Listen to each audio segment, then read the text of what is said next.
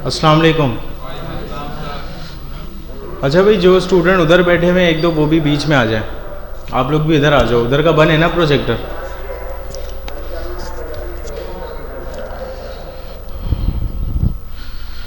अच्छा भाई, last class के अंदर हमने एक टॉपिक कवर किया था जिसका नाम था गिटहब डेस्कटॉप। ठीक है, आप सब ने गिटहब के ऊपर अकाउंट क्रिएट कर लिया होगा। कोई ऐसा स्टूडेंट जिसने अभी तक अकाउंट क्रिएट नहीं किया हो? आपने क्यों नहीं किया भाई? लॉगिन नहीं हो रहा है। अकाउंट क्रिएट हो गया, साइन अप हो गया? साइन अप हो गया है, चलो ठीक है। अगर किसी का भी अकाउंट बाकी है गिटहब पे क्रिएट करना तो आज जाके लाजमी क्रिएट कर लेना, ठीक है। अच्छा, गिटहब के ऊपर आप लोगों ने सिंपल सा क्या करना है, यहाँ पे लिखना है github.com और इसके ऊपर जाके एक अदद अकाउंट क्रिएट कर लेना है। मैंने आपको सिंपल तरीका बताया था, सिंपल आप कंटिन्यू विद गूगल कर लें और चंद चीज़ें वो आपसे पूछेगा, आप उसको येस करके वो चीज़ें आप उसको दे दो, ठीक है। अच्छा, ये इसके ऊपर अकाउंट क्रिएट करने का क्या मकसद था, कोई बता सकता है कि हमने अकाउंट क्यों क्रिएट किया था? सही है, एक तो इसका फ़ायदा है कि ये हिस्ट्री को मेंटेन करता है। दूसरा क्या फ़ायदा था? हमारा कोड ज़ाया नहीं हो, इसके ऊपर हम कोड पुश करते जाएंगे। तीसरा क्या फ़ायदा है? एक ही प्रोजेक्ट के ऊपर मल्टीपल लोग एक ही टाइम पे काम कर सकते हैं, ठीक है। ये तीन फ़ायदे जो है ना बहुत ज़्यादा इम्पोर्टेंट है। ये तीनों चीज़ें आपको हमेशा चाहिए होती हैं और ये तीनों चीज़ों की प्रॉब्लम गिटहब ने अपने सर पे रखा हुआ है, ठीक है। आपने सिंपल इसके ऊपर अकाउंट क्रिएट करना है और यहाँ पे रेपोजिटरी पे आने के बाद एक अदद रेपोजिटरी क्रिएट करनी है। रेपोजिटरी का सिंपल मतलब मैंने आपको बताया था, आपके प्रोजेक्ट का मेन फोल्डर, सही है। अब क्योंकि यहाँ पे रेपोजिटरी का मतलब प्रोजेक्ट का मेन फोल्डर है तो इसका नाम भी आप वैसा ही रखोगे जो आपका प्रोजेक्ट है। अगर आप क्विज ऐप बना रहे हो तो इसका नाम क्या होना चाहिए? क्विज ऐप, ठीक है। अगर आप कोई जिम की वेबसाइट बना रहे हो तो इसका नाम होना चाहिए जिम वेबसाइट, ठीक है। इस तरह का इसका नाम आप मीनिंगफुल रखेंगे। दो इम्पोर्टेंट बातें हम लोगों ने पढ़ी थी कि जो कोड हम कर रहे होते हैं लोकल पीसी में वो इस लोकल पीसी तक रहता है। इधर जो हमने रेपोजिटरी क्रिएट की github.com पे, ये बेसिकली हमने क्लाउड के ऊपर रेपोजिटरी क्रिएट की है। अगर ये रेपोजिटरी क्लाउड के ऊपर नहीं होगी तो आपका कोड ज़ाया हो जाएगा, सही है, क्योंकि लोकल पीसी में आप ऑलरेडी कोड सेव कर रहे होते, सही है। लेकिन लोकल पीसी में कोड सेव करना हमारा जो है ना कोई सेंस नहीं बन रहा क्योंकि पीसी ख़राब हो सकता है, कोई भी मसला आ सकता है। सिंपल आपने एक अदद रेपोजिटरी क्लाउड पे क्रिएट कर दिए हैं। क्लाउड क्या है आपका? github.com, सही है। अच्छा, रेपोजिटरी क्रिएट करने का तरीका क्या है? आप सिंपल न्यू पे जाएंगे और यहाँ पे रेपोजिटरी को एक नाम देंगे। मैं इसको माई फर्स्ट क्लास नाम दे देता हूँ। अभी हमारे पास एक मसला आ रहा है, कोई बता सकता है मसला क्यों आ रहा है? अच्छा, इस नाम की रेपोजिटरी किसी ने भी बनाकर रखी हुई है इस वजह से आ रहा है या मैंने ही बनाकर रखी है इस वजह से? सही है, अगर कोई दूसरा बनाए उससे फ़र्क नहीं पड़ता, जस्ट हमारे लोकल अकाउंट में इस नाम की रेपोजिटरी ऑलरेडी बनी हुई है इसलिए मसला आ रहा है। अभी मैंने इसको कर दिया माई फर्स्ट क्लास, नहीं इसको सेकंड कर देते हैं, सेकंड क्लास, ठीक है। और यहाँ पे 02 रिमूव कर देते हैं, सही है। अच्छा, रेपोजिटरी का नाम हमने रख दिया, मीन्स हमने अपने मेन प्रोजेक्ट का नाम या मेन फोल्डर का नाम यहाँ पे रख दिया। अब नीचे आते हैं डिस्क्रिप्शन। डिस्क्रिप्शन के अंदर आप एप्लीकेशन की डिस्क्रिप्शन बताओगे, सही है। अगर आप जिम की वेबसाइट बना रहे तो इसके अंदर आप क्या बता सकते हैं कि वेबसाइट के अंदर कितनी चीज़ें आपने रखी हैं कि यूज़र आ सकता है, मेंबरशिप ले सकता है, ये सारी चीज़ें वो देख सकता है, ठीक है। कंप्लीट डिस्क्रिप्शन आप इसके अंदर रख सकते हो, लेकिन फिलहाल ये एक ऑप्शनल फील्ड है तो इसको अभी के लिए हम एम्प्टी छोड़ लें। चूज विजिबिलिटी यहाँ पे लिखा हुआ है, दिस इज पब्लिक। अगर मैं चाहूँ तो उसको प्राइवेट भी कर सकता हूँ। इसका क्या मकसद है? अगर पब्लिक होगा तो इसका मतलब है कोई भी हमारा कोड देख सकता है। अगर प्राइवेट है तो जिसने बनाया है सिर्फ वही देख सकता है, बिल्कुल सही है। अच्छा, पब्लिक अगर मैं रखूं तो कोई भी देख लेगा, प्राइवेट मैंने कर दिया तो कोई भी नहीं देखेगा। अगर मैंने प्राइवेट किया हुआ है, मैं किसी स्पेसिफिक बंदे को दिखाना चाहता हूं तो ये वाला काम कर सकते हैं, बिल्कुल कर सकते हैं, ठीक है। अच्छा, रीडमी फाइल का मैंने आपको बताया था कि इसके अंदर आपके एप्लीकेशन की कॉन्फ़िगरेशन होती है। कॉन्फ़िगरेशन से मतलब होता है कि आपकी एप्लीकेशन किस तरह से इंस्टॉल होगी, किस तरह से पैकेजेस उसके अंदर इंस्टॉल किए जाते हैं और किस तरह से एप्लीकेशन को रन किया जाता है। फ़िलहाल अभी आप लोग नॉर्मल HTML CSS से काम कर रहे हो तो इसकी ज़रूरत आपको नहीं है, ठीक है। अच्छा, गिट इग्नोर बेसिकली एक स्पेशल फाइल होती है। जो भी फाइल आप इसके अंदर रखोगे ना तो वो वाली फाइल गिटहब के ऊपर पुश नहीं होगी। फिलहाल इसका भी अभी के लिए आपको नीड नहीं है। अच्छा, लाइसेंस वगैरह फिलहाल अभी मैं इसको बाय डिफॉल्ट रखते हुए क्रिएट कर देता हूँ। अच्छा, एक अदद हमारे पास रेपोजिटरी क्रिएट हो चुकी है जिसका नाम है माई सेकेंड क्लास। अब कुछ थ्योरेटिकल बातें कि ये जो माई सेकेंड क्लास का फोल्डर क्रिएट हुआ है या रेपो क्रिएट हुआ है, ये इस लोकल पीसी में हो गया है या क्लाउड पे हो गया है? क्लाउड पे हो गया है। मैं जो कोड करूंगा डायरेक्ट क्लाउड पे तो नहीं करूंगा, मैं कोड कहाँ करूंगा? अपने इस लोकल पीसी में करूंगा। तो किसी भी तरह से इस क्लाउड वाले रेपोजिटरी की एक कॉपी मुझे इस लोकल कंप्यूटर पे चाहिए, है ना, जिसे हम क्लोन कहते हैं। इस रेपोजिटरी का क्लोन हमें इस लोकल कंप्यूटर पे चाहिए। उस क्लोन को बनाने के लिए हमने डाउनलोड किया था गिटहब डेस्कटॉप। सिंपल सा यहाँ पे आप लिखेंगे गिटहब डेस्कटॉप और इसको आप कर लेंगे डाउनलोड। मैंने लास्ट क्लास में वैसे ही कर लिया था तो दोबारा करने की नीड नहीं है। इसको मैं क्लोज करता हूँ। यहाँ पे आके चेक कर लूँगा क्या गिटहब डेस्कटॉप है। हाँ बिल्कुल, यहाँ पे इंस्टॉल हुआ है। आपने क्या करना है, सबसे पहले आप यहाँ पे जाओगे फाइल पे, उसके बाद आपने जाना है ऑप्शन पे, ठीक है। यहाँ पे फिलहाल अकाउंट मेरा ऑलरेडी लॉगिन हुआ है, हमने लास्ट क्लास के अंदर किया था, तो यहाँ पे ऑलरेडी सारी चीज़ें हुई हुई हैं। अगर आपके पास यहाँ पे कुछ भी नहीं होगा, सिंपल आप यहाँ पे साइन इन का बटन आ रहा होगा, आप उसमें क्लिक करना, अपने अकाउंट को लॉगिन कर लेना। लॉगिन किस तरह से करोगे? जिस तरह से आप फेसबुक करते हो, आप यूज़र नेम दोगे, पासवर्ड दोगे और कंटिन्यू विद ब्राउज़र कर देना, ठीक है। अच्छा, उसके बाद जो है ना गेट वगैरह ये सारी चीज़ें आप यहाँ पे आके फिनिश कर देना और इसके साथ अभी फ़िलहाल के लिए कोई छेड़छाड़ आपने नहीं करना। अभी इसको सीखेंगे कि गेट का क्या मतलब होता है यहाँ पे, और इसको मैं अभी फ़िलहाल के लिए क्लोज कर रहा हूँ, ठीक है। अच्छा भाई, ये हमारे पास एक रेपोजिटरी बनी हुई है जो कि क्लाउड के ऊपर मौजूद है, github.com के ऊपर मौजूद है। मैं इसके ऊपर तब तक कोड नहीं कर सकता जब तक ये वाला जो रेपोजिटरी है इसका क्लोन हमारे लोकल पीसी में आ नहीं जाता। सिंपल आपने करना क्या है, सेटअप इन डेस्कटॉप पे क्लिक करना है और यहाँ से कर लेना है ओपन गिटहब डेस्कटॉप। सही है भाई। यहाँ पे आपने ओपन गिटहब डेस्कटॉप जैसे ही किया, आपके पास इस तरह का एक मॉडल ओपन हो जाएगा। यहाँ पे कुछ चीज़ें लिखी हुई हैं। सबसे पहले तो ये बता रहा है कि क्या इसी रेपो को क्लोन करना है। हमने यहाँ से मेक श्योर किया इसका नाम, हम कह रहे हैं हाँ ठीक है। कहाँ पे करना है? ये आपके कंप्यूटर का लोकल पाथ है कि इसका क्लोन, इसकी कॉपी कहाँ पे बनाकर हम रखें, ठीक है। ये कहाँ पे बना रहा है? ई ड्राइव के अंदर माई सेकेंड क्लास के नाम से। हमने बोला ठीक है, अगर मैं चेंज करवाना चाहूँ तो सिंपल इस पर क्लिक करके चेंज मैं करवा सकता हूँ, ठीक है।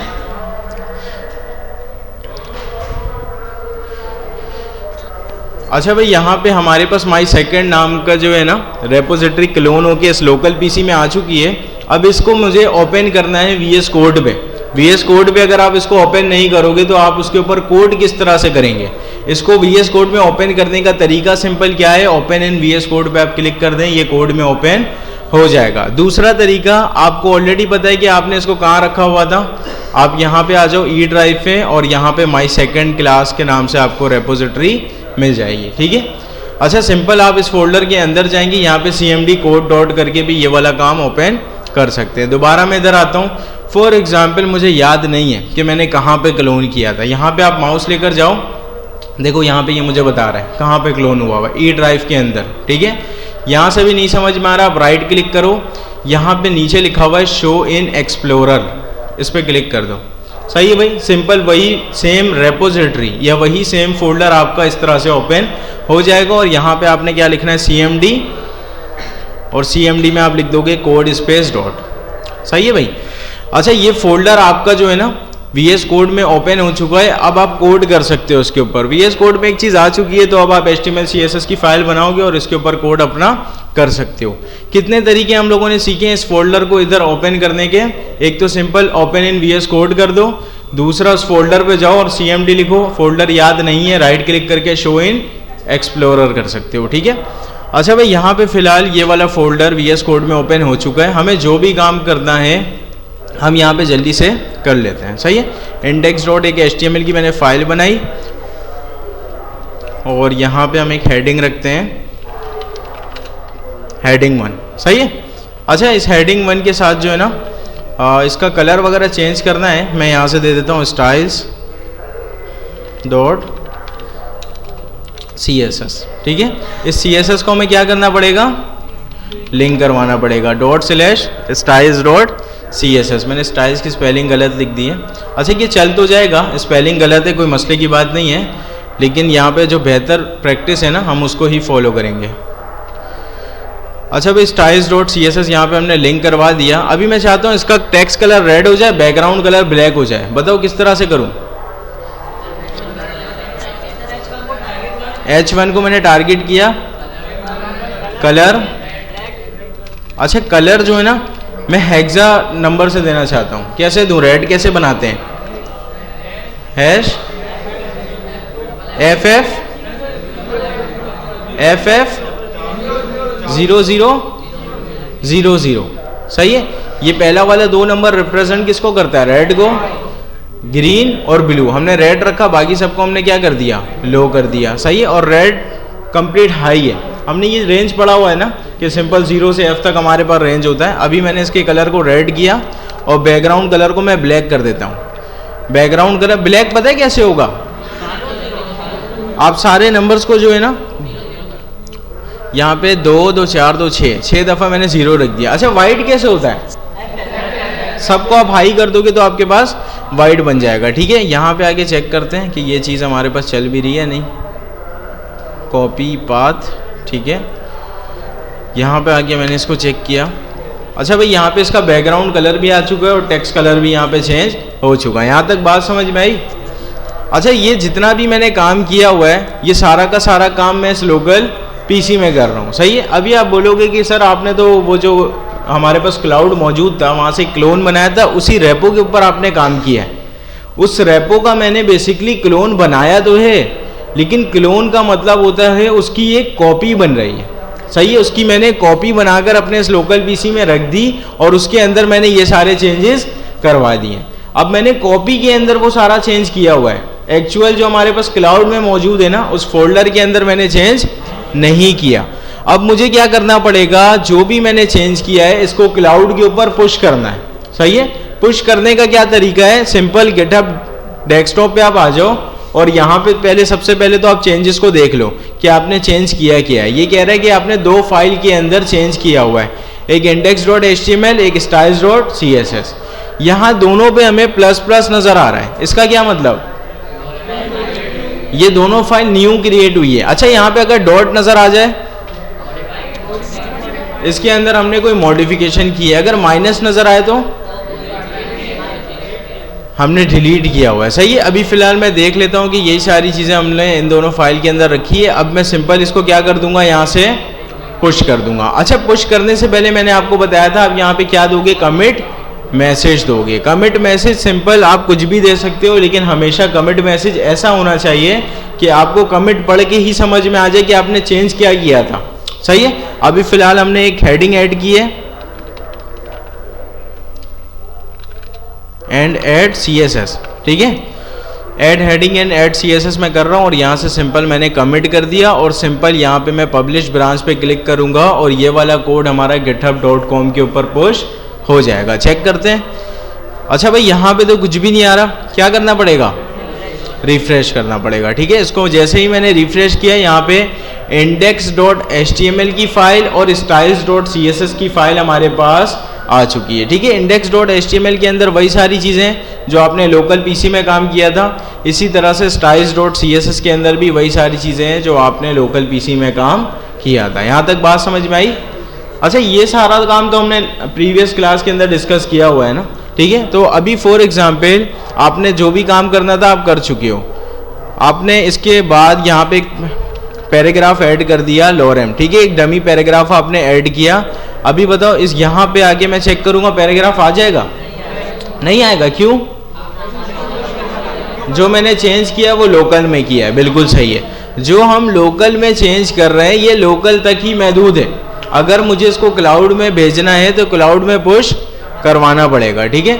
अच्छा, ये आप लोग इतना लेट आ रहे होते हो क्लास में, इतना लेट आ रहे हो, आज लेट हो गए हो। अच्छा, नेक्स्ट क्लास से लेट नहीं होगा ना कोई, ज़्यादा से ज़्यादा आप 10 मिनट लेट हो सकते हो, उससे ज़्यादा लेट अलाउ नहीं है, ठीक है। अच्छा भाई, यहाँ पे फिलहाल दोबारा से आ जाते हैं गिटहब डेस्कटॉप पे। अब देखो यहाँ पे ये सारी चीज़ें हमें समझा रहा है ना कि यहाँ पे आपने क्या किया हुआ है, एक पैराग्राफ को ऐड किया हुआ है, ठीक है। और यहाँ पे जो है ना 2 दफ़ा ये भी ऐड हो गया, मैं इसको यहाँ से हटा देता हूँ और इसको भी यहाँ से हटा देता हूँ, ठीक है। अभी देखो सिर्फ प्लस प्लस कहाँ पे दिखा रहा है, जो चीज़ हमने वहाँ पे एक्स्ट्रा ऐड की है, ठीक है। एक ये बिला वजह का यहाँ पे जो है ना ये भी ऐड हो गया, इसको भी यहाँ से हटा देता हूँ। अभी सिर्फ और सिर्फ इस 3 लाइन पे ये मुझे प्लस दिखा रहा है। प्लस का मतलब ये 3 लाइन आपने क्या किया, यहाँ पे ऐड किया है, सही है। अच्छा, यहाँ पे ये 3 लाइन तो ऐड हो गया, ये चीज़ समझ में आ गई। अगर मैं किसी चीज़ को डिलीट करूँ, वो बताओ यहाँ पे क्या दिखाएगा, माइनस दिखाएगा। यहाँ पे ये क्या दिखा रहा है, माइनस दिखा रहा है। यहाँ पे अभी ना ही प्लस है ना ही माइनस है, क्या है, डॉट। डॉट का मतलब इस फाइल के अंदर आपने कुछ ना कुछ चेंज किया हुआ है, ठीक है। मैं styles.css के अंदर भी फॉन्ट फैमिली चेंज कर देता हूँ। फॉन्ट फैमिली, क्या कह रहे हो? अच्छा भाई, फॉन्ट फैमिली मैं यहाँ से चेंज करता हूँ। फॉन्ट फैमिली पता है क्या करता है, इसका फॉन्ट चेंज कर देगा। अच्छा ठीक है, ठीक है, इसको पी कर देते हैं ना, इसको पी कर देते हैं, सही भाई। देखो इसका फॉन्ट फैमिली भी चेंज है, बैकग्राउंड कलर भी है और इसके ऊपर टेक्स्ट कलर भी, ये सारी कहानी इसके ऊपर अप्लाई हो चुकी है, सही है। अच्छा, ये सारी चीज़ें इसके ऊपर हो चुकी हैं। अभी जो भी काम हमें करना था ना वो हम कर चुके हैं। अब मैं चाहता हूँ ये सारा चेंजेस कहाँ पे चला जाए, github.com के ऊपर चले जाए। तो सिंपल github.com के ऊपर पुश हमें कौन करके देता है, गिटहब डेस्कटॉप। आप आ जाओगे डेस्कटॉप, डेस्कटॉप पे आपने ये सारी चीज़ें देखी कि आपने ये वाली चीज़ डिलीट की है, ये वाली चीज़ ऐड की है।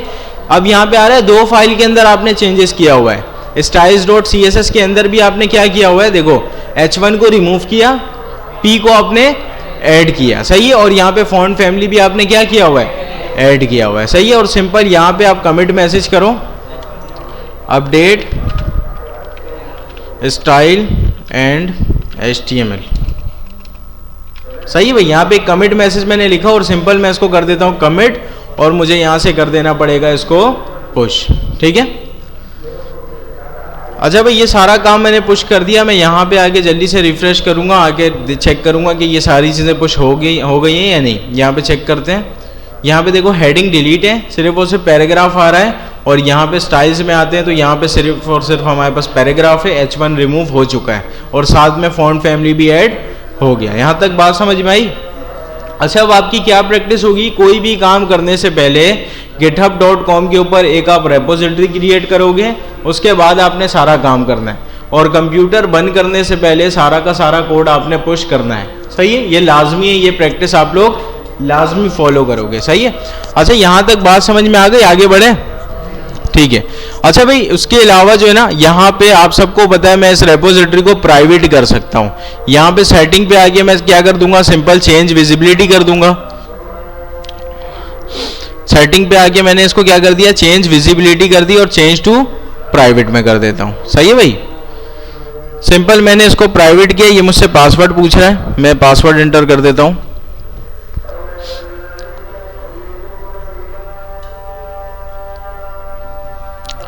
सही भाई, अभी ये हमारे पास प्राइवेट हो चुकी है रेपोजिटरी। देखो यहाँ पे जो है ना हमारे पास एक लॉक बनकर आ चुका है, लॉक का आइकन आ गया, इसका मतलब ये रेपोजिटरी यहाँ पे प्राइवेट हो चुकी है। अभी कोई भी बंदा इस रेपोजिटरी का नाम सर्च करेगा तो उसको ये वाली रेपोजिटरी नहीं मिलेगी, क्योंकि ये वाली जो रेपोजिटरी है ना, ये कौन सी रेपोजिटरी है, प्राइवेट रेपोजिटरी है।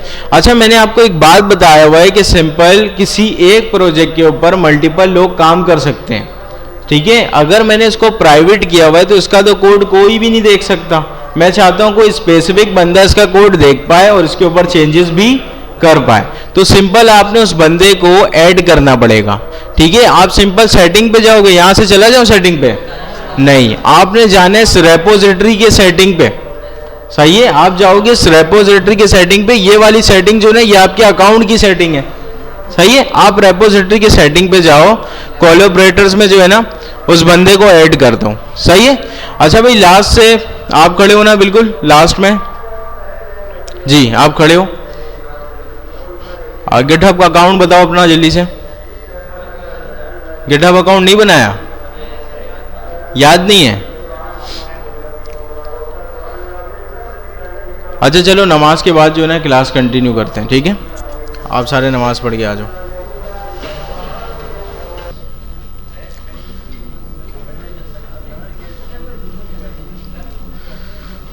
अच्छा भाई, हमने रेपोजिटरी भी क्रिएट कर लिया, उसके ऊपर जो कोड पुश करना था वो भी हमने कर लिया, और रेपोजिटरी को हमने प्राइवेट भी कर दिया था, ठीक है? अब प्राइवेट करने के बाद हम क्या चाहते हैं कि इस रेपोजिटरी के ऊपर कोई दूसरा बंदा भी काम कर सके। तो सिंपल कोलैबोरेटर्स में हमें उसकी आईडी लिखनी पड़ेगी, ठीक है? कोई भी एक स्टूडेंट मुझे अपने गिटहब की आईडी बता दे। असद शेख की स्पेलिंग बताओ, देखो ठीक है, EIKH, ठीक है? असद शेख 622, ये है, ठीक है? ये नहीं है, असद शेख 622 लिखा हुआ है, देखो नीचे आ रहा है ना, ये देखो, सही है? अच्छा भाई, ये बेसिकली हम चाहते हैं ना कि इस रेपोजिटरी के ऊपर असद भी काम कर पाए। तो सिंपल यहाँ पे कोलैबोरेटर में मैंने असद का नाम लिखा और सिंपल मैं क्या कर दूंगा, यहाँ से ऐड कर दूंगा, ठीक है? असद के जीमेल के ऊपर एक रिक्वेस्ट जाएगी कि क्या आपने एक्सेप्ट करना है इस रेपोजिटरी का एक्सेस। अगर वो चाहते हैं तो एक्सेप्ट वहाँ से कर सकते हैं, डिक्लाइन करना चाहते हैं तो डिक्लाइन वहाँ से कर सकते हैं, ठीक है? अगर मुझे यहाँ से दोबारा से हटाना है, सिंपल मैं डिलीट पे क्लिक करूँगा और यहाँ से सिंपल कैंसिल कर दूंगा। सही है? यहाँ तक बात समझ में आई? अच्छा भाई, ये सारी चीज़ें तो हो गई ना। अब गिटहब का 2-3 फ़ायदा जो हम लोगों ने सीखा था वो सारी चीज़ें हमें नज़र आ रही हैं कि एक पहली चीज़ ये हिस्ट्री मेंटेन कर रहा है। अगर मैं हिस्ट्री पे आके चेक करूँ, सबसे पहले हमने क्या किया था, ऐड हेडिंग एंड CSS। सबसे पहले 40 मिनट पहले हमने क्या किया बता, ऐड हेडिंग एंड CSS। देखो ये सारी चीज़ें मुझे बता रहा है ना कि इस कमिट मैसेज पे आपने इन 2 फाइल के अंदर ये सारी चेंजेस की हैं। सही है? अगर मैन्युअली आप ये सारी चीज़ें मेंटेन करोगे ना तो बहुत मसला आ जाएगा। अभी अगर मैं दूसरे कमिट पे जाकर देखूं तो यहाँ पे ये सारी चीज़ें मुझे बता रहा है कि इस कमिट मैसेज पे इन 2 फाइल के अंदर ये सारी चेंजेस आप लोगों ने परफॉर्म की थी, ठीक है? अच्छा, मैंने आपको बताया था कि कमिट मैसेज हमेशा मीनिंगफुल होना चाहिए। ये रहा वो कमिट मैसेज। अगर यहाँ पे मैं ABCD लिख देता, यहाँ पे आके मुझे सब कुछ देखना पड़ता कि कहाँ मैंने चेंज किया था। अभी मैंने कमिट मैसेज ऐसा रखा हुआ है कि ये पढ़ के ही मुझे समझ में आ रहा है कि कहाँ पे क्या मैंने चेंज किया था। यहाँ तक बात समझ में आई? अच्छा, फॉर एग्जाम्पल ये वाला काम हमने किया था और ये काम मैं जब कर दिया ना मैंने और पुश कर दिया तो हमारे पास एक मसला आ गया, कोई चीज़ हमारे पास नहीं चल रही, ठीक है? तो सिंपल आप यहाँ पे पता है क्या कर सकते हो, राइट क्लिक करो, रिवर्ट कर दो। सही है? रिवर्ट से क्या होगा, ये वाले सारे चेंजेस आपके पास बैक हो जाएंगे। जो आपने बाद में चेंज किया था ना वो रिवर्ट हो जाएगा। सही है? मैंने आपको लास्ट क्लास के अंदर एक एग्जांपल दी थी कि फेसबुक में एक नया फीचर इंट्रोड्यूस करवाया, उस फीचर के अंदर कोई बग आ गया। बग का मतलब समझते हो? बग का मतलब है कोई एरर आ गया, ठीक है? उस फीचर के अंदर कोई ना कोई हमारे पास एरर आ सकता है और कोडिंग के अंदर ये सारे मसले आते रहते हैं, नॉर्मल सी चीज़ है, ठीक है? अब हमें करना क्या है, पूरी फेसबुक की एप्लीकेशन को तो एक हफ्ते के लिए बंद नहीं करना है ना। वो एप्लीकेशन जो हमारे पास प्रीवियस चल रही थी उसकी तरफ हमें रिवर्ट जाना है और ये वाला सारा चेंज लाइव हो चुका था। अब सिंपल राइट क्लिक करके आप इसको क्या कर सकते हो, रिवर्ट कर सकते हो। सही है? अभी फिलहाल हम रिवर्ट नहीं कर रहे हैं, दोबारा से आ जाएंगे चेंजेस में और यहाँ पे एक नई चीज़ सीखने वाले जिसका नाम है ब्रांच, ठीक है? अभी तक बेसिकली जितना भी काम हमने पुश किया है वो सारा का सारा मेन ब्रांच पे हमने पुश किया हुआ है। सही है? अच्छा, बेसिकली ये ब्रांचेस है क्या, आप एक सिनेरियो समझो। फॉर एग्जांपल एक हमारे पास प्रोजेक्ट है, ठीक है? उसमें 3 बंदा काम कर रहा है।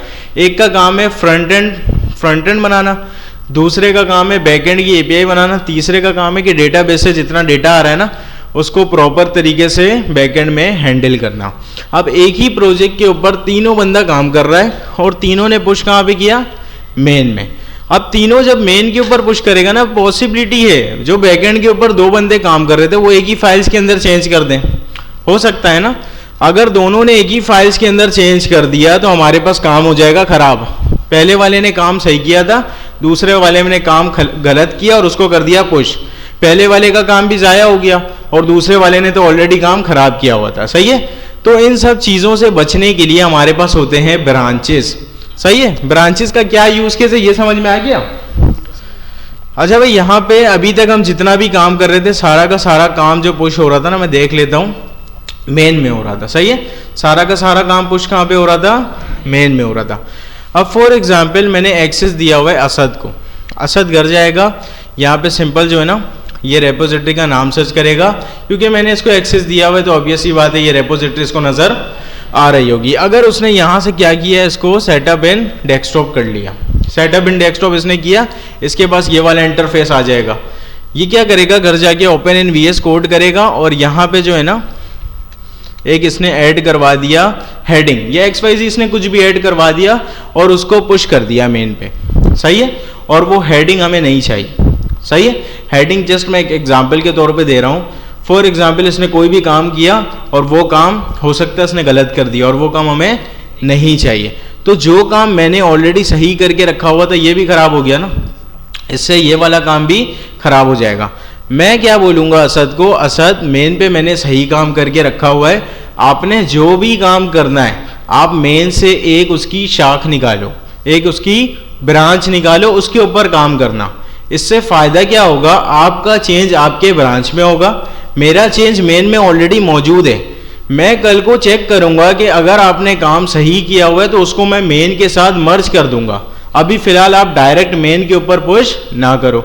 अगर ये वाला काम हम टर्मिनल बेस पे करने जाए ना तो ये थोड़ा सा कॉम्प्लेक्स हो जाता है, ब्रांच निकालते हैं फिर वहां से चेक करते हैं किस ब्रांच पे पुश करना है, ये सारी चीजें करना पड़ता है हमें। ये सारा काम आप लोगों ने टर्मिनल के जरिए किया हुआ भी है। सही है, तो अभी फिलहाल ये टर्मिनल की तरफ हम नहीं जा रहे, मैं आपको दिखाना चाह रहा हूं कि गिटहब डेस्कटॉप के जरिए ये काम 1 मिनट में होता है और इतने आसानी से होगा ना कि टर्मिनल को आप भूल जाओगे। सिंपल, आप यहाँ पे आओ, जैसे फॉर एग्जांपल असद ने इसको क्लोन कर लिया और असद यहाँ से मेन से चला जाएगा न्यू ब्रांच पे। सही है, न्यू ब्रांच के ऊपर ये ब्रांच का नाम देगा। फॉर एग्जाम्पल मैंने इसको काम करने दिया हुआ था कि असद आप लॉगिन पेज के ऊपर काम करो, तो ये ब्रांच का नाम भी रखेगा लॉगिन पेज। ये नाम कुछ भी रख सकता है लेकिन नाम हमेशा मीनिंगफुल होना चाहिए। सही है भाई, असद ने नाम रखा लॉगिन पेज और सिंपल ये क्या कर लेगा यहाँ से क्रिएट ब्रांच। ठीक है, अभी इसको मैं पब्लिश करूँ नहीं करूँ उससे फर्क नहीं पड़ेगा। अगर मैं पब्लिश कर दूंगा तो ब्रांच वहाँ पे github.com के ऊपर ऐड हो जाएगा, अगर बाद में करना चाहें तो उसको भी वहाँ से करवा सकते हैं। अभी फिलहाल जो है ना असद ने लॉगिन पेज यहाँ से बनाया, एक ब्रांच निकाल ली और यहाँ से कर दिया इसने पब्लिश। ठीक है, अच्छा अब बेसिकली लॉगिन पेज की जो ब्रांच है, लॉगिन पेज के ब्रांच के अंदर ये सारा का सारा कोड आ जाएगा जो मेन ब्रांच के अंदर मौजूद था, क्योंकि जो लॉगिन पेज का ब्रांच हमने निकाला है वो मेन से निकाला है। यहाँ तक बात समझ में आ रही है? ब्रांच मल्टीपल भी हो सकते हैं, फिलहाल अभी मल्टीपल के लिए कंफ्यूज नहीं हो। एक मेन ब्रांच थी, सही है, मेन को आप दरक समझ लो, दरक से आप शाख निकाल सकते हो ना, उसी से हमने एक शाख निकाली और उसकी सारी की सारी चीजें उसके अंदर आ गई। अच्छा अब असद क्या करेगा, सिंपल यहाँ पे जो है ना ओपन इन वीएस कोड करेगा और उसके पास ये वाला इंटरफेस आ जाएगा। असद ने यहाँ पे ऐड करवा दिया एक हेडिंग 1 फ्रॉम असद। सही है, मैं जस्ट असद यहाँ पे समझने के लिए रख रहा हूँ, ठीक है, कि ये वाला काम असद ने किया हुआ है। असद ने ये वाला काम किया, वो सिंपल जो तरीका था ना पुश करने का एज इट इज उस पर चला जाएगा और यहाँ पे चेक करेगा ये काम इसने हमने ऐड किया हुआ है, बिल्कुल ठीक है, इसको सिंपल क्या करना पड़ेगा, यहाँ से कमिट करना पड़ेगा। लेकिन कमिट करने से पहले असद ने यहाँ पे डिसाइड करना है कि ये वाला जो मैंने चेंज किया हुआ है ये मुझे मेन पे करना है या लॉगिन पे करना है। मैंने क्या कहा था कि मेन पे कुछ भी चेंज नहीं करना है, क्योंकि पॉसिबिलिटी है कि वो काम गलत कर दे, क्योंकि जूनियर डेवलपर है ना, पॉसिबिलिटी है काम गलत हो सकता है। तो असद ने कहा ठीक है, मैं लॉगिन पेज पे अभी इस टाइम पे स्टिल मौजूद हूँ, मुझे ये वाला काम पुश कहाँ करना है, लॉगिन पेज में। तो सिंपल यहाँ पे इसने कहा कि मैंने एक ऐड, बल्कि जो है ना इसने हेडिंग ऐड की ना, एक लॉगिन का पेज नहीं ऐड करवा लें, लॉगिन का पेज ऐड करवा लेते हैं। यहाँ पे असद ने एक लॉगिन का पेज बनाया, ठीक है। अच्छा लॉगिन के पेज के अंदर सिंपल हम पता है क्या कर सकते हैं, फॉर्म वगैरह बना सकते हैं। फॉर्म पढ़ा है आप लोगों ने? फॉर्म के अंदर कितनी चीजें आएंगी, इनपुट आ सकता है, हमारे पास लेबल आ सकता है, बटन और ये सारी कहानी आ सकती है ना, बिल्कुल सही है। तो यहाँ पे अभी एक लेबल लगाते हैं, जल्दी जल्दी से मैं ये सारा कोड लिख रहा हूँ क्योंकि ये सब कुछ आपको ऑलरेडी आता है। यूज़र नेम, ठीक है भाई, और यहाँ पे इनपुट की टाइप को कर देते हैं टेक्स्ट, रहने देते हैं, ठीक है, सही है। और यहाँ पे आ जाएगा हमारे पास पासवर्ड, सही है, और इसकी टाइप को कर देंगे हम पासवर्ड। क्या कह रहे हो? इनपुट की जगह लेबल थोड़ी मैंने लगाया, लेबल का काम होता है वो जो हमें इनपुट से पहले नज़र आ रहा होता है, और ये इनपुट अपना अलग मौजूद है। अच्छा, ये जो है ना, ये आप चाहो तो पैराग्राफ से भी दिखा सकते हो, आप लोगों ने आई थिंक पैराग्राफ से दिखाया, कोई मसले की बात नहीं है, लेकिन अगर आप लेबल से दिखाएंगे ना तो ये आपके एसईओ को भी मज़ीद बेहतर कर देता है, सही है। अच्छा, यहाँ पे आप सबको पता है कि इनपुट फील्ड को जो है ना हम नेम भी बता सकते हैं, और नेम बताना ज़रूरी है। अगर आप नेम नहीं बताएंगे तो इनपुट फील्ड का डेटा सबमिट आपका नहीं हो सकता। वालेकुम अस्सलाम। कौन सी क्लास हो रही है सर? ये बेस्ट 20 वेब एंड ऐप। अच्छा, माशाल्लाह। अच्छा भाई, दोबारा से आ जाते हैं login.html के अंदर। हमने इसका नाम गलत कर दिया था, ठीक है, इसको दोबारा से login.html कर देते हैं, और यहाँ पे सिंपल हमने लेबल लगाया हुआ है, और इसका नेम भी देना ज़रूरी है, ठीक है। हम नेम की बात कर रहे थे, नेम आप लोगों को पता है देना क्यों ज़रूरी है? अगर आप नेम का एट्रीब्यूट नहीं दोगे ना, और आपने फॉर्म को सबमिट किया, तो इस फॉर्म का डेटा जाएगा ही नहीं। इस फॉर्म का डेटा इसलिए नहीं जाएगा क्योंकि पॉसिबिलिटी है कि फॉर्म के अंदर एक से ज़्यादा इनपुट्स हों, पॉसिबिलिटी है ना। अगर आपने उन सबको नाम नहीं दिया हुआ है तो डेटा किस नाम से जाएगा? अगर यूज़र ने, आपने दो डेटा लिया, एक यूज़र का नाम, एक फादर का नाम, आपने दोनों को नाम नहीं दिया, यूज़र किस में फादर का नाम लिख रहा है, किस में अपना नाम लिख रहा है, आपको क्या पता? तो नेम का एट्रीब्यूट देना लाजमी है, और ये वाला सब काम जो है ना आप लोगों ने HTML के अंदर ऑलरेडी पढ़ा हुआ है। तो सिंपल यहाँ पे मैं जल्दी से यूज़र नेम, और इसको मैं कर देता हूँ पासवर्ड, सही है भाई। और यहाँ पे बटन पता है क्या करता है? इसकी बाय डिफॉल्ट टाइप क्या रहेगी? सबमिट रहेगी ना, तो अगर मैं ना भी देता तब भी ये चल जाता, ठीक है। अच्छा, इसके अंदर मैं लॉगिन रख देता हूँ, ठीक है। चेक करते हैं कि ये वाला पेज चल भी रहा है या नहीं चल रहा। login.html, सही है भाई, ये पेज हमारे पास हमने जस्ट एक डमी तौर पे बनाया हुआ, और ये चीज़ हमारे पास यहाँ पे चल चुकी है, ठीक है। अच्छा, ये वाला जो फॉर एग्जाम्पल हम यहाँ पे एग्जाम्पल ले रहे थे, ये किसी दूसरे स्टूडेंट ने काम किया हुआ है जिसको मैंने एक्सेस दिया हुआ था। उसने सबसे पहला काम क्या किया, उसने एक लॉगिन पेज के नाम से ब्रांच निकाली, ठीक है। उसके बाद जो भी उसने काम करना था ना लॉगिन पेज का, वो उसने यहाँ पे परफॉर्म कर दिया। ऑब्वियस सी बात है, वो CSS वगैरह ये सारी चीज़ें ऐड करेगा, इसको खूबसूरत सा फॉर्म बनाकर देगा, ठीक है। वरना तो फिर ये लॉगिन पेज मैं इसको रिजेक्ट ही कर दूंगा। अगर मैंने काम दिया तो इसने प्रॉपर तौर पे बनाकर देना है। अब यहाँ पे सबसे पहले उसने मेक श्योर किया, क्या मैं मेन पे तो पुश नहीं कर रहा हूँ? अगर मेन पे पुश मैंने कर दिया तो प्रीवियस जो काम है ना, जो सर ने देखकर उसको मेन पे रखा हुआ था, वो भी हो सकता है खराब हो जाए, सही है। तो इसने यहाँ से चेक किया, हाँ मैं लॉगिन पेज पर ही पुश कर रहा हूँ, सिंपल इसने क्या कर दिया, इसको कमिट कर दिया। अच्छा, अभी मैंने कमिट मैसेज नहीं लिखा, आप लोग कमिट मैसेज यहाँ पे लिखोगे। कमिट मैसेज क्या होना चाहिए था? मीनिंगफुल होना चाहिए था कि हमने एक इनपुट, दो इनपुट की फील्ड्स ऐड की, सही है, यूजर का नेम और पासवर्ड हम ले रहे हैं। अच्छा, यहाँ से इसने कर दिया इसको कमिट। मैं जल्दी से आ जाऊंगा गिटहब पे, चेक करूंगा, मैंने किया रिफ्रेश, सही है भाई, मैंने क्या कर लिया, रिफ्रेश कर लिया। अभी मैं मौजूद कहाँ पे हूँ? मेन पे। मैं आ जाऊंगा index.html में, styles.css में। मुझे तो login.html यहाँ पे नजर ही नहीं आ रहा, क्योंकि मेन पे login.html एग्जिस्ट नहीं करता। क्यों नहीं करता? क्योंकि उसने पुश कौन से ब्रांच के ऊपर किया हुआ था? लॉगिन पे। मैं यहाँ पे सिंपल चला जाऊंगा लॉगिन पेज के ब्रांच पे। मैंने चेक किया, क्या यहाँ पे login.html मौजूद है? हाँ बिल्कुल मौजूद है। यहाँ पे इसने जो भी काम किया था ना, वो इधर किया हुआ है। अब इसका फायदा समझो, अगर हमारे पास 6-7 डेवलपर्स एक ही प्रोजेक्ट के ऊपर काम कर रहे हैं, हर किसी ने करना क्या है, अपना एक अलग अलग ब्रांच निकालना है। मैं एक बड़े प्रोडक्ट के ऊपर काम कर रहा हूँ। अच्छा, प्रोडक्ट का मैं आपको पहले ही बता चुका हूँ कि प्रोडक्ट में किस चीज़ को कहता हूँ, प्रोजेक्ट को, ठीक है। किसी भी बड़ी एप्लीकेशन को प्रोडक्ट कहा जाता है, ठीक है। आप लोग भी जो है ना इन सब चीज़ों से फेमिलियर हो जाओगे कुछ दिनों में।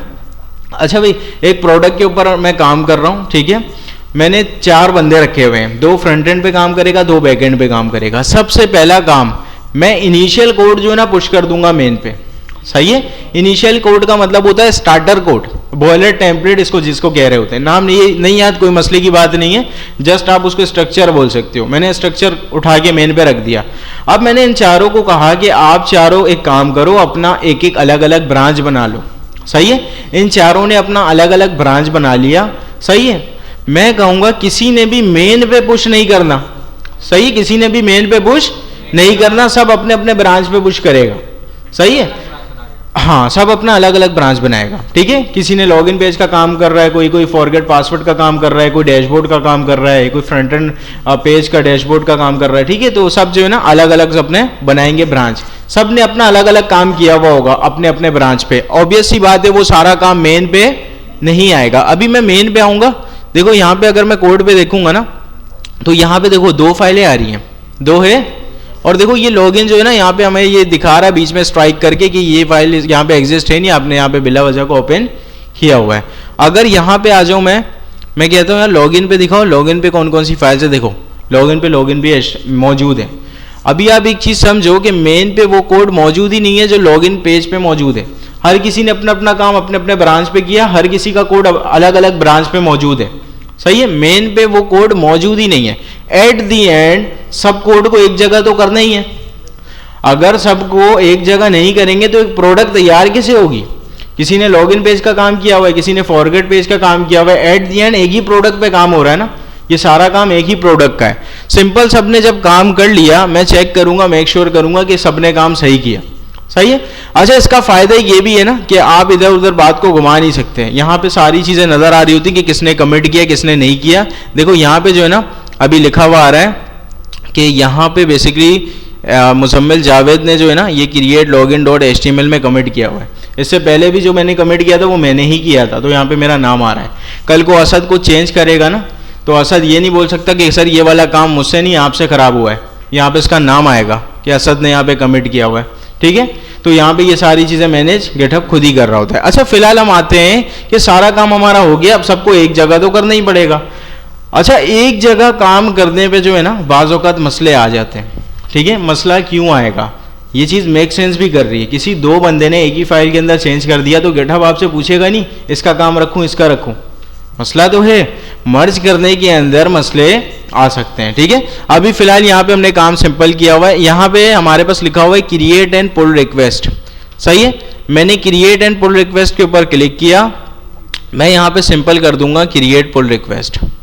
सही है, और यहाँ पे जो है ना यहाँ पे क्या लिखा हुआ है, मर्ज पुल रिक्वेस्ट। ठीक है, इसको सिंपल आप क्या कर दो, कन्फर्म। सही है भाई, सिंपल आपने इसको कंफर्म कर दिया। अब ये कह रहा है कि आपका जो काम था ना लॉगिन वाला वो मेन पे मर्ज हो चुका है। क्या हो चुका है, मेन में मर्ज हो चुका है। अभी आपको इस लॉगिन पेज वाले ब्रांच की जरूरत नहीं है, चाहो तो डिलीट कर दो। अब एक चीज समझो, मैंने असद को लॉगिन पेज का काम करने दिया, इसने अपने ब्रांच पे काम किया। सही है, मैंने चेक किया, हाँ यार असद ने काम ठीक किया, इसको मेन में मर्ज कर दिया जाए। मैंने मेन में मर्ज कर दिया। अब इसके ब्रांच की नीड बच रही है। जब इसका कोड मेन में आ चुका है तो उसके ब्रांच का हम क्या करें, डिलीट कर सकते हैं। अगर ना भी करो, रहने भी दो आप, तो कोई मसले की बात नहीं है। सेफ साइड के लिए कुछ लोग रहने भी देते हैं। ठीक है, तो फिलहाल अगर आप चाहो तो डिलीट कर दो, नहीं चाहो तो नहीं करो। फिलहाल मैं डिलीट कर देता हूं। यहां से मैंने इसको डिलीट किया, मैं दोबारा से आ जाऊंगा रेपोजिटरी में। सही है भाई, अब देखो मैं मौजूद कहां हूं, मेन में। कोई दूसरी ब्रांच है नहीं है, लेकिन मेन पे मुझे login.html का कोड नजर आ रहा है। login.html का कोड तो मेन में असद ने किया ही नहीं था।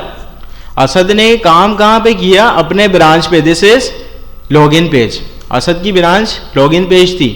असद ने अपना काम किया, पुश कर लिया। अब सीनियर डेवलपर ने उसको मेक श्योर किया कि हाँ इसने काम ठीक किया हुआ है।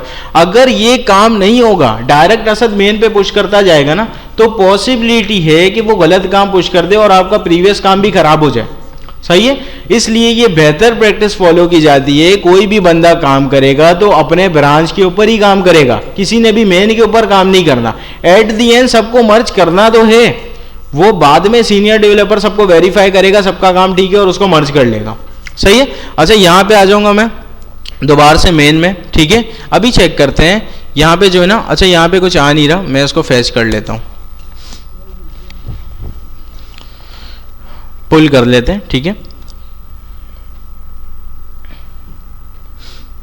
अच्छा भाई, अभी मैं मौजूद कहाँ हूँ, मेन पे। मैं यहाँ पे आ रहा हूँ, देखो यहाँ पे क्या मौजूद है, login.html। इससे पहले मेन पे था, नहीं था। देखो ये सारा का सारा काम है तो बहुत आसान, लेकिन ये सब कुछ आप बिल्कुल भूल सकते हो अगर आपने प्रैक्टिस नहीं की। अगर आप बिल्कुल भी प्रैक्टिस नहीं करते हो तो ये सारी चीज़ें आपके सर के ऊपर से चले जाएंगी। अभी आपको हो सकता है ऐसा लग रहा हो यार ये तो बहुत आसान है, एक क्लिक पे काम हो रहा है, लेकिन अगर आप प्रैक्टिस नहीं करोगे, आपको पता ही नहीं कि क्लिक कहाँ करना है, आप वहाँ पे भूल जाओगे। ठीक है, यहाँ तक बात समझ में आई? अच्छा, अब एक इंपॉर्टेंट बात, मर्ज करने में अभी तो फिलहाल कोई मसला आया नहीं हमारे पास। क्यों नहीं आया? क्योंकि असद ने किसी दूसरे फाइल के ऊपर काम किया। याद है, मैंने जो है ना index.html styles.css बनाया हुआ था, असद ने एक नया login.html बनाया और उसके ऊपर काम किया। कॉन्फ्लिक्ट आ ही नहीं सकता। क्यों नहीं आ सकता? ये अलग पेज पे काम कर रहा है, मैंने अलग पेज पे काम किया हुआ था। कॉन्फ्लिक्ट तब आएगा जब दोनों ने सेम फाइल के ऊपर चेंज कर दिया। कॉन्फ्लिक्ट जब भी आएगा ना तो आपने टेंशन नहीं लेनी। ठीक है, सिंपल आपने डिसाइड करना होता है कि इस फाइल के अंदर दो बंदे ने चेंजेस कर दिया, किसका चेंज रखना है किसका चेंज नहीं रखना। ऑब्वियस सी बात है ना, दोनों कैसे रख सकते हो? या तो लाइन नंबर 1 आप इसका रखोगे या तो इसका रखोगे, दोनों कैसे रख सकते हो? तो जस्ट आपने डिसाइड करना होता है। फिलहाल अभी चीजों को आसान रखते हैं, कॉन्फ्लिक्ट थोड़ा सा जो है ना अभी के लिए ज्यादा हो जाएगा, इंशाल्लाह वो आने वाले चंद क्लासेस के अंदर कॉन्फ्लिक्ट को भी रिजॉल्व करेंगे। यहाँ पे हम खुद से कॉन्फ्लिक्ट क्रिएट करेंगे ताकि चीजें मुश्किल हो जाए, कॉम्प्लेक्स से कॉम्प्लेक्स हो जाए। कॉम्प्लेक्स चीजों को आप सॉल्व करोगे तो चीजें मजीद आसान होती जाएंगी। सही है? अच्छा भाई, फिलहाल जो है ना यहाँ पे ये सारी चीजें हो गई। अभी मैं यहाँ पे आ जाऊंगा github.com के ऊपर। github.com के ऊपर मैं आगे चेक करता हूँ index.html, login.html, styles.css, ये सारी चीजें यहाँ पे मौजूद है। अच्छा भाई, ये रेपोजिटरी प्राइवेट है, सिर्फ और सिर्फ मैंने जिसको एक्सेस दिया हुआ है जस्ट वही देख सकता है, कोई दूसरा बंदा इसको नहीं देख सकता। अच्छा, ये जो हम यहाँ पे काम अपना चला रहे हैं ये बेसिकली हमने लोकल पीसी से चलाया हुआ है। लोकल पीसी से हमने काम चलाया हुआ है ना। कोई भी वेबसाइट, फॉर एग्जांपल यहाँ पे मैं लिखता हूँ नासा। नासा पता है? यहाँ पे मैंने नासा की वेबसाइट को सर्च किया, ये वाली वेबसाइट इनके लोकल पीसी से अगर चल रही होती तो मेरे पास तो ओपन ही नहीं होती। अगर ये वाली वेबसाइट नासा के लोकल पीसी में मौजूद होगी तो हमारे पास ये ओपन नहीं हो सकता। इसका मतलब नासा ने इस वेबसाइट को किसी ऐसे सर्वर के ऊपर उठा के रख दिया है जो कि 24 घंटे ऑन रहता है और हर किसी के पास उसका एक्सेस है। ये वही कहानी है जो हम लोगों ने गिटहब के अंदर पढ़ी है। सही है? अच्छा, ये वाला काम मेरा लोकल चल रहा है। अगर मैं किसी दूसरे बंदे को ये लिंक कॉपी करके दे दूं ना तो उसके पास नहीं चलेगा। पता है ये बात आप लोगों को? क्योंकि ये काम लोकल चल रहा है। देखो लोकल पाथ इसने बताया, ई ड्राइव के अंदर माई सेकंड क्लास नाम से फोल्डर है, उसके अंदर index.html की फाइल है। बिल्कुल वही कहानी तो यहाँ पे हुई है, ई ड्राइव के अंदर माई सेकंड क्लास, उसके अंदर index.html। ठीक है, अभी हमें क्या करना पड़ेगा, इस लोकल काम को उठा के किसी सर्वर के ऊपर रखना पड़ेगा। क्यों? ताकि दूसरा बंदा भी हमारी वेबसाइट को देख पाए। मीन्स हम वेबसाइट को लाइव करने की तरफ जा रहे हैं। बात समझ में आ रही है? अभी आप बोलोगे इतने देर से हम गिटहब में कर क्या रहे थे? हमने यही काम तो किया। गिटहब एक क्लाउड बेस्ड प्लेटफॉर्म है जिसके ऊपर हम अपना कोड उठा के रख रहे थे। बिल्कुल एज इट इज यही इसका आंसर है कि आपने गिटहब के ऊपर इस चीज को उठा के रख दिया। गिटहब एक क्लाउड बेस्ड प्लेटफॉर्म है, आपका कोड वहां पे मौजूद है। अब कोई भी बंदा यहां से अपने पास चलाकर इसको देख सकता है, लेकिन उसका एक तरीका है। अभी जो है ना नासा की जो ये लिंक है ना, ये लिंक इन्होंने जनरेट कराया होगा। अगर नासा में कोड दे देता कि कोड को चलाओ तो सिंपल मैं कोड को क्या करता, कॉपी करता, यहाँ पे जाता, जल्दी से मैं गो लाइव करके या index.html को यहाँ पे रन करता, तब जाकर चलता। ये तरीका हर कोई तो नहीं कर सकता, हर कोई डेवलपर थोड़ी है। सिंपल मुझे इसके लिए एक लिंक जनरेट करना पड़ेगा ताकि यूजर उस लिंक से इस वेबसाइट को ओपन कर ले। कोड तो मौजूद है, क्लाउड पे आ चुका है, एक लिंक भी बना लेते हैं, क्या मसले की बात है। सही है? सिंपल आप चले जाओ यहाँ पे सेटिंग पे। अच्छा, इसको लाइव करने के जो है ना 3-4 तरीके मैं आपको बताऊंगा। सही है? तो सबसे पहले मैं आ जाऊंगा सेटिंग पे और आपने चले जाना है पेजेस पे। सही है?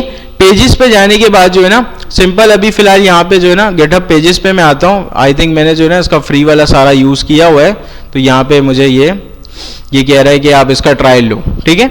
अच्छा, यहाँ पे जो है ना और भी तरीके होते हैं, मैं इसमें जो है ना इसको रिजॉल्व कर सकता हूँ। मैं इसको कैसे रिजॉल्व करूंगा, मैं यहाँ से इसको वेरीफाई करूंगा अपने ईमेल से, यहाँ पे ये मुझे दोबारा दे देगा कि सिंपल आप गिटहब पेजेस से इसको लाइव कर लो। अच्छा, गिटहब पेजेस से लाइव हो तो जाता है, लेकिन गिटहब पेजेस से जस्ट स्टैटिक वेबसाइट लाइव होती है। स्टैटिक का मीन्स है जैसा आपने बनाया वैसा ही। अभी डायनामिक की तरफ बाद में जाएंगे, कुछ वेबसाइट्स हमारे पास डायनामिक भी होती हैं। अभी यहाँ पे गिटहब पेजेस से मैं लाइव करना चाहता था, लेकिन यहाँ पे अभी हमारे पास ऑप्शन नहीं है लाइव करने का। हाँ भाई, क्या नहीं होता? पेजेस पे आप जाते हो तो यहाँ पे ये सब नहीं आता, कुछ ना कुछ तो आएगा ना। क्या आता है? हाँ बिल्कुल सही है। अच्छा देखो, अगर आपके पास उस तरह का इंटरफेस आ रहा है ना कि रूट लिखा हुआ है, पेजेस लिखा हुआ है, तो आप सेव पे क्लिक करो, आपकी वेबसाइट लाइव हो जाएगी। लेकिन अभी हमारा सिनेरियो ऐसा है कि हम सेटिंग पे आ गए और मेरा अकाउंट क्या कह रहा है कि भाई यहाँ से आप इसको नहीं कर सकते। आप इसको क्या करो, स्टार्ट फ्री फॉर 30 डेज। सही है, मैं यहाँ से सिंपल जो है ना स्टार्ट फ्री फॉर 30 डेज कर सकता हूँ। यहाँ पे मुझे ये सारी चीज़ें करनी पड़ेगी, कन्फिगरेशन। लेकिन अगर मैंने आप लोगों को असाइनमेंट दिया हुआ है, आधे बच्चों का क्या हुआ, यहाँ पे सिंपल ऑप्शन आ रहा था, उन्होंने रूट सिलेक्ट करके सेव पे क्लिक किया, उनका लाइव हो गया। आधे बच्चों का मसला आ गया कि यार यहाँ से तो लाइव ही नहीं हो रहा, ऑब्वियस सी बात है असाइनमेंट में वो फेल हो जाएंगे। उन्होंने क्या करना है, सिंपल आप यहाँ पे चले जाओ वर्सल के ऊपर। किस पे चले जाओगे आप? वर्सल.com पे। अच्छा, वर्सल.com पे जाना है, आप सिंपल साइनअप पे जाओगे। ठीक है, साइनअप पे जाने के बाद जो है ना, यहाँ से आप सारी चीज़ें सिलेक्ट कर लेना। सिंपल हॉबी, अपना नाम वगैरह आप दोगे, कंटिन्यू करोगे, जो चीज़ें ये पूछेगा ना जस्ट उसको बता देना। ठीक है, क्योंकि मेरा अकाउंट ऑलरेडी बना हुआ है तो मैं यहाँ से क्या करूँगा, लॉग इन करूँगा। ठीक है। अच्छा, साइनअप अगर आप कंटिन्यू विद गिटहब कर दोगे ना तो आपके लिए चीज़ें मजीद आसान हो जाएंगी। ठीक है, बेहतर यही है कि आप कंटिन्यू विद गिटहब कर देना। फिलहाल अभी मैं यहाँ पे आ जाऊँगा, कंटिन्यू विद गिटहब पे क्लिक करूँगा और यहाँ पे इसको जो है ना ऑथराइज कर लेते हैं अपने ईमेल से।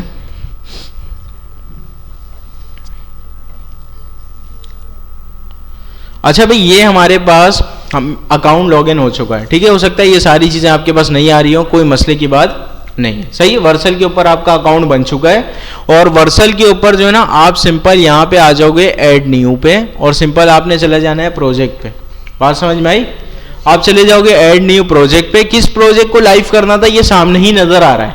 हो सकता है आपके पास ये डायरेक्ट नहीं आए, यहाँ पे लिखा हुआ हो किसी रेपोजिटरी को क्लोन करना है गिटहब से, आप बोलोगे यस, यस पे क्लिक करोगे, जाओगे रेपोजिटरी सर्च करोगे या फिर ऑल कर देना, ऑल पे करोगे, ये सब कुछ यहाँ पे क्लोन होके आपके पास आ जाएगा और यहाँ पे जिसको भी आपने लिखना था ना उसको आप सर्च कर लोगे। फिलहाल यहाँ पे सर्च करने की नीड नहीं है, ये पहले ही नजर आ रहा है। ठीक है, आप इसको क्या कर लो, यहाँ पे इंपोर्ट कर लो। प्रोजेक्ट का नाम आप चाहो तो यही रखो, आप चाहो तो यहाँ से चेंज भी करवा सकते हो। दूसरी कोई भी चीज करने की जरूरत नहीं है, डेप्लॉय के ऊपर क्लिक कर दो। सिंपल आपने क्या करना है, डेप्लॉय के ऊपर क्लिक कर देना है। क्या कह रहे हो? अभी देखते हैं क्या हो रहा है, देखते हैं। अच्छा भाई, ये क्या कह रहा है कि आपकी जो वेबसाइट है ना वो लाइव हो चुकी है, आपकी वेबसाइट डेप्लॉय हो चुकी है। अच्छा, डेप्लॉय कहूँ, होस्ट कहूँ, लाइव कहूँ, एक ही बात है। सही है, आपकी वेबसाइट डेप्लॉय हो चुकी है। ठीक है, यहाँ पे आप चले जाओ कंटिन्यू टू डैशबोर्ड पे। यहाँ पे ये मुझे बता रहा है कि ये एक फ्री में हमने आपको एक डोमेन प्रोवाइड किया हुआ है। ये बेसिकली वो एड्रेस है जिसके ऊपर कोई भी बंदा जाकर आपकी वेबसाइट को विजिट कर सकता है। जिस तरह से ये नासा वालों ने कहीं ना कहीं इसको डेप्लॉय किया हुआ होगा, क्या पता वर्सल पे किया हो, क्या पता वर्सल पे ना किया हो, हमें क्या लेना देना, कहीं ना कहीं इसने डेप्लॉय किया और इसको भी क्या मिल गया होगा, ये वाला डोमेन। सही, ये वैसे फ्री वाला नहीं है, अभी देखेंगे डोमेन खरीदते कैसे, वो एक आपका अलग टॉपिक है होस्टिंग और डोमेन का, उसमें देखेंगे। फिलहाल वर्सल ने आपको यहाँ पे फ्री का एक डोमेन दिया हुआ है। मैं इसको यहाँ से करूँगा कॉपी, चेक करता हूँ क्या ये ओपन होता भी है। मैंने यहाँ पे इस पर क्लिक किया, देखो ये वही वेबसाइट है जो हमने अभी क्रिएट की थी ना, और यहाँ पे ये सारी चीज़ें बिल्कुल प्रॉपर हमारे पास चल रही हैं। ठीक है, अच्छा यहाँ पे वेबसाइट हमारी लाइव हो चुकी है। एक तरीका तो ये हो गया, सिंपल आप वर्सल से कर सकते हो और जो है ना आप लोग वहाँ से भी गिटहब पेजेस से भी कर सकते हो। अगर किसी के पास गिटहब पेजेस से मसला आ रहा है तो सिंपल वो वर्सल से करेगा। सही है। अच्छा, आप लोगों ने सर्च पढ़ा हुआ है, सर्च से भी वेबसाइट लाइव हो जाती है क्या? हाँ, नोड.जेएस की सर्च आप लोगों ने पढ़ा हुआ है। चलो ठीक है, सर्च के अलावा मैं आपको फिर नेटलीफाई बता देता हूँ। ठीक है, नेटलीफाई भी पढ़ा हुआ है। चलो ठीक है, आप लोगों को अब लाइव करना नेटलीफाई से आता है, सर्च से आता है, वर्सल से आता है, गिटहब पेजेस से आता है। ठीक है, गिटहब के ऊपर कोड पुश करना आता है। आप लोगों के असाइनमेंट्स कितने हो गए अभी तक? 3 असाइनमेंट्स हो गए। कौन कौन से?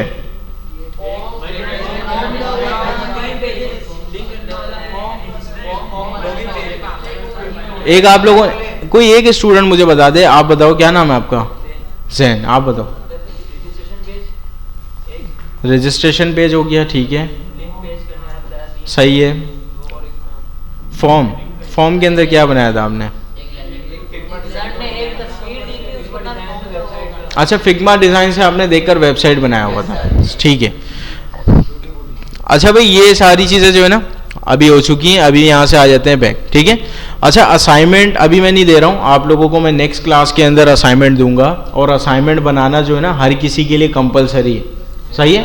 असाइनमेंट बनाना इसलिए कंपलसरी है, अगर आपके असाइनमेंट अप्रूव नहीं होते हैं या आप सबमिट नहीं करोगे और आपका ड्यू डेट निकल चुका है, तो उसके नेक्स्ट क्लास में मैं आपको क्लास में अलाउ ही नहीं करूँगा, सही है। हो सकता है आपको सर इब्राहिम कर देते होंगे, लेकिन यहाँ पे केस ऐसा है कि अगर आप असाइनमेंट सबमिट नहीं करवाते हो, अप्रूव नहीं अप्रूव वो दूसरी कहानी है, वो आप क्लास में आके बात कर सकते हो। अगर आप सबमिट ही नहीं करवाते हो और ड्यू डेट निकल चुकी है, तो उसके बाद वाली क्लास में आप नहीं बैठोगे, सही है। और आप सबको ये बात पहले ही मालूम है कि अगर आपकी अटेंडेंस शॉर्ट होगी ना, सैलानी से अटेंडेंस शॉर्ट होगी, तो बाद में आपके लिए मसला बनेगा, सही है। तो ये सारी चीज़ें जो है ना आपने खुद से ही हैंडल करनी है। अगर कोड पुश करने में कोई मसला आएगा, लाइव करने में कोई भी मसला आएगा, तो आप मुझे टेक्स्ट करके पूछ सकते हो, लेकिन ड्यू डेट निकलने से पहले, सही है। कोई भी सवाल हो कि सर ये असाइनमेंट में ये चीज़ नहीं समझ में आ रही है, ये आप मुझे समझा दें, मैं आपको बता दूंगा, लेकिन ड्यू डेट निकलने से पहले, सही है। अक्सर स्टूडेंट की आदत ये होती है कि असाइनमेंट अगर 2 दिन के बाद सबमिट करना है ना, तो वो आज कभी नहीं बैठेंगे काम करने, वो बैठेंगे बिल्कुल लास्ट डे, सही है। तो और लास्ट डे में अगर कोई भी मसला आएगा तो फिर वो जो है ना वो ड्यू डेट निकल जाती है, फिर आपके पास मसले आ सकते हैं। हाँ भाई, आप रेगुलर आ रहे हो और एब्सेंट्स अगर डिपार्टमेंट की तरफ से आ रहा है ना, तो वो आपका मसला नहीं है, सही है। अच्छा भाई, और किसी का कोई सवाल? क्विज का? क्विज देखो, अभी CSS के कुछ टॉपिक्स आप लोगों के बाकी हैं। अभी आप लोगों ने एनिमेशन नहीं पढ़ा, अभी आप लोगों ने रिस्पॉन्सिव नहीं पढ़ा है, अभी आप लोगों ने ग्रेड नहीं पढ़ा। ये 3 बहुत ज़्यादा इंपॉर्टेंट टॉपिक है। मैं चाह रहा हूँ इन तीनों के ऊपर जो है ना डिटेल क्लास आप लोगों की होनी चाहिए। उसके बाद मैं क्या करूँगा कि CSS के अंदर जितनी चीज़ें आप लोगों ने शुरू से पढ़ी है ना, मुझे नहीं पता आप लोगों ने कैसे पढ़ा है, कौन स्टूडेंट आता है नहीं आता है, वो सारी चीज़ें मैं एक दफ़ा अपने तौर पर रिविज़न कराऊँगा, ताकि आप सारे जो ना प्रिपेयर हो जाएँ, आप CSS में पास हो जाएँ। क्योंकि क्विज़ एक दफ़ा आपने दे दिया और अगर आप फेल होते जाओगे तो वो बाद में आपके लिए मसला बन जाएगा, सही है। तो मैं नहीं चाहता कि मेरे क्लास में कोई भी स्टूडेंट फेल हो। तो इस वजह से सबसे पहले ये जो इंपॉर्टेंट टॉपिक्स हैं, एनिमेशन का टॉपिक है हमारे पास, ग्रिड का टॉपिक है, रिस्पॉन्सिव का टॉपिक है, ये सारे टॉपिक्स कवर करेंगे। उसके बाद वो जितनी चीज़ें आप लोगों ने पढ़ी है ना, उसका एक क्विक सा रिविजन करेंगे, सही है। जो कोई भी डाउट्स वगैरह होंगे उसको इंशाल्लाह क्लास में क्लियर करेंगे, और उसके बाद जो है फिर आप लोगों का क्विज स्केड्यूल मैं करवा दूंगा। अच्छा भाई, यहाँ तक किसी का कोई भी सवाल है तो आप लोग पूछ लो, वरना फिर जो है ना आगे बढ़ते हैं। जी सही है।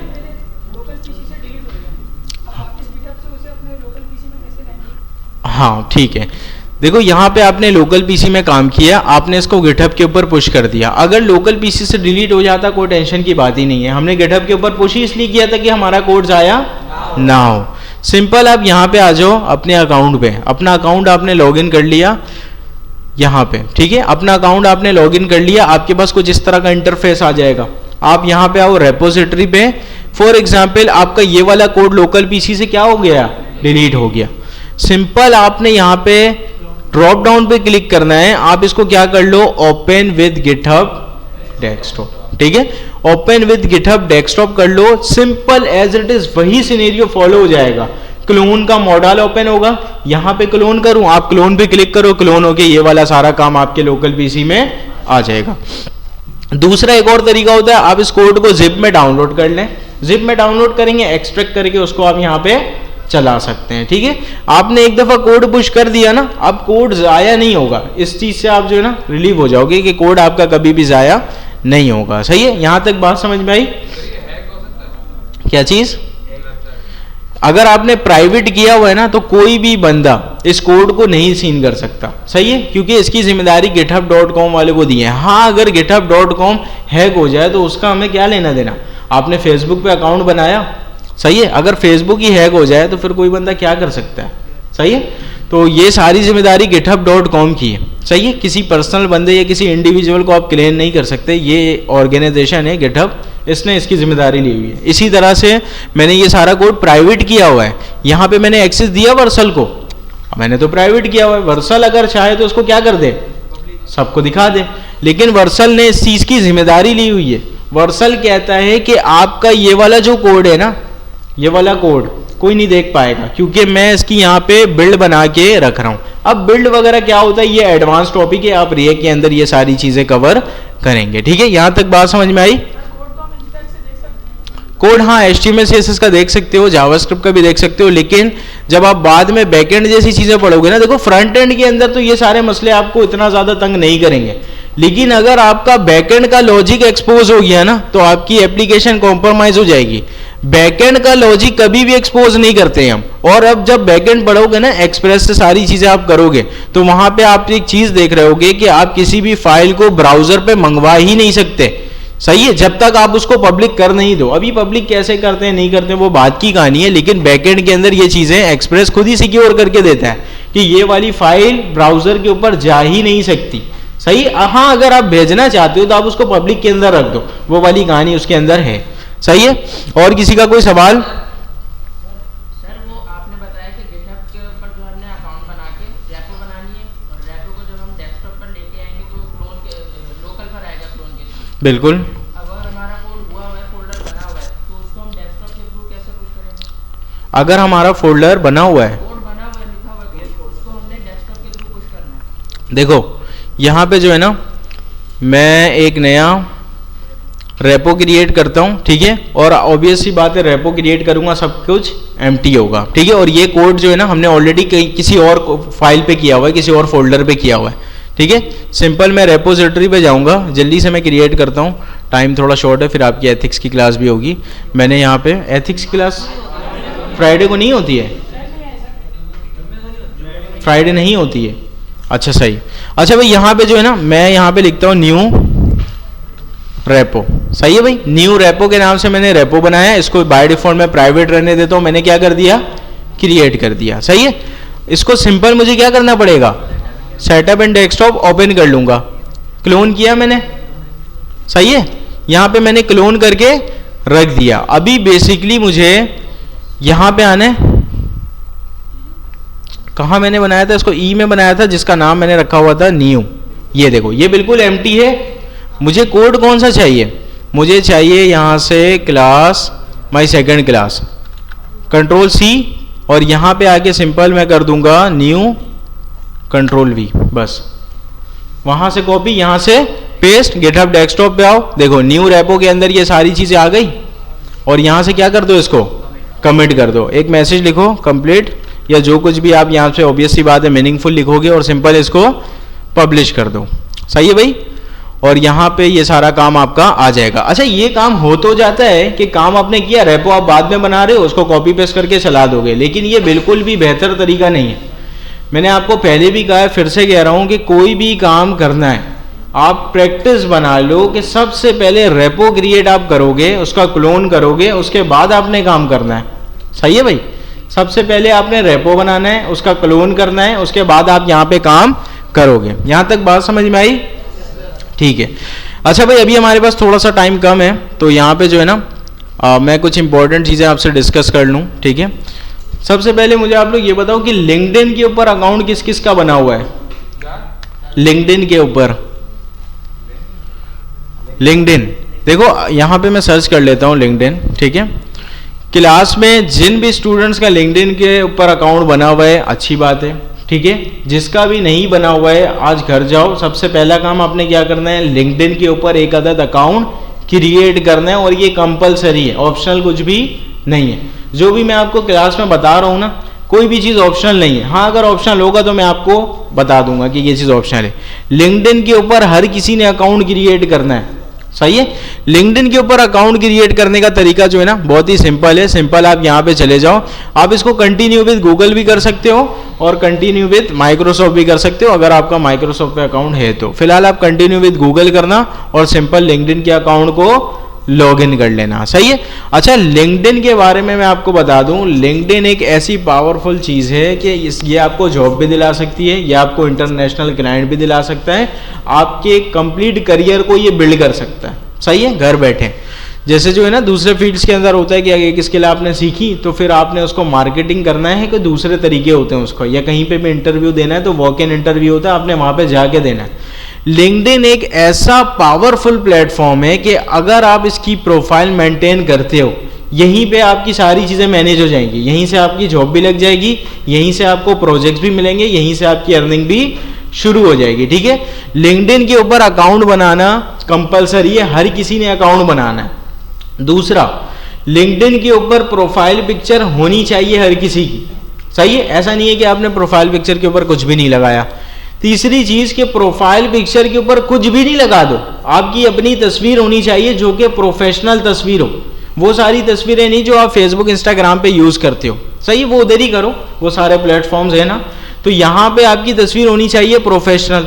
सही, प्रोफेशनल का मतलब कोई वो नहीं है कि आप बिल्कुल सूट वूट में हो, नॉर्मल आप बिल्कुल जो है ना सीधे खड़े हो, आपका फेस होना चाहिए, प्रॉपर तौर पे आप दिख रहे हो। सही है। तो यहाँ पे कोई जो है ना इस तरह की जो चीज़ें होती हैं, जैसे फेसबुक में भी मैं क्या बोलूँ कि आप लोग तस्वीरें कैसे लगाते हो, तो वो सारी चीज़ें यहाँ पे नहीं होनी चाहिए। ठीक है। दूसरी चीज़ जो कि बहुत ज़्यादा इम्पोर्टेंट है, लिंक्डइन आपकी एक तरह की पोर्टफोलियो बिल्ड कर रहा है। लिंक्डइन के ऊपर कभी भी मीम शेयर नहीं करना। सही है, लिंक्डइन के ऊपर कभी भी मीम शेयर नहीं करना, ये किसी को कमेंट नहीं कर देना। कमेंट तो आप करोगे, ऑब्वियस सी बात है, लेकिन वो सारे कमेंट्स नहीं जो आप फेसबुक के ऊपर करते हो, कि कोई भी आपने कुछ देखा, किसी दोस्त को मेंशन किया, हाँ भाई आ जाओ इधर, तो ये सारे हरकतें आप लिंक्डइन के ऊपर कभी नहीं करोगे। इसके ऊपर सारे प्रोफेशनल लोग हैं। ठीक है। यहाँ पे ये सारी चीजें आपने कभी नहीं करनी। आपकी पोर्टफोलियो बिल्ड हो रही है, अगर आपने ये सारी हरकतें की, आपका नाम खराब होगा, आपका नाम खराब होगा। कोई अपनी कंपनी में क्यों रखेगा आपको, वो बोलेगा ना यार ये तो यहाँ पे भी आके ये अनप्रोफेशनल हरकतें करेगा, माहौल खराब हो जाएगा हमारी कंपनी का। तो ये सारी हरकतें आपने वहाँ पे नहीं करनी। तीसरी चीज़, आपने जो है ना वहाँ पे सारी चीज़ें अपडेट करनी है अपनी एजुकेशन से रिलेटेड। वहाँ पे सलानी का मेंशन करना है, कंपलसरी पार्ट है ये। ठीक है, कि आप सलानी से ये कोर्स कर रहे हो, वो आपने वहाँ पे मेंशन करना है। एजुकेशन के अंदर आप मल्टीपल चीज़ें ऐड करोगे कि आपने बैचलर कहाँ से किया हुआ है, नहीं किया हुआ है, कोई बात नहीं, नहीं करोगे। आपने इंटरमीडिएट कहाँ से किया हुआ है, नहीं किया हुआ है, कोई बात नहीं, आप नहीं करोगे। स्कूल वगैरह ये सारी चीज़ें आप ऐड कर सकते हो। स्किल्स का ऑप्शन होता है, स्किल्स के अंदर आप वहाँ चीज़ें ऐड कर सकते हो कि आपने HTML लगा दिया, CSS लगा दिया, जावास्क्रिप्ट, और भी मल्टीपल चीज़ें आप सीखते जाओगे, आप स्किल्स वहाँ पे ऐड करते चले जाना। ठीक है। एक चीज़ का ख्याल करना, जो भी चीज़ आपने वहाँ पे रखी हुई है वो फेक नहीं होनी चाहिए। ठीक है। अगर आपने बैचलर नहीं किया हुआ, नहीं किया हुआ, कोई बात नहीं, आप वहाँ पे फेक नहीं डालोगे। बात समझ में आ रही है। कोई भी चीज़, आपका नाम वहाँ पे प्रोफेशनल होना चाहिए। जैसे मेरा नाम है सैयद मुजम्मिल जावेद, मैंने एस मुजम्मिल जावेद लिखा हुआ है। ठीक है। फेसबुक के अंदर जो है ना अक्सर मैंने देखा हुआ है कुछ लोग जो है ना नाम अपना आगे पीछे अजीब सा लगा देते हैं। आप लोगों को इस बारे में नॉलेज है मुझसे ज़्यादा कि फेसबुक के ऊपर ये सारी चीज़ें फॉलो हो रही होती हैं, तो वो सारे नाम्स, अनप्रोफेशनल नाम लिंक्डइन के ऊपर आपने कभी भी नहीं रखना।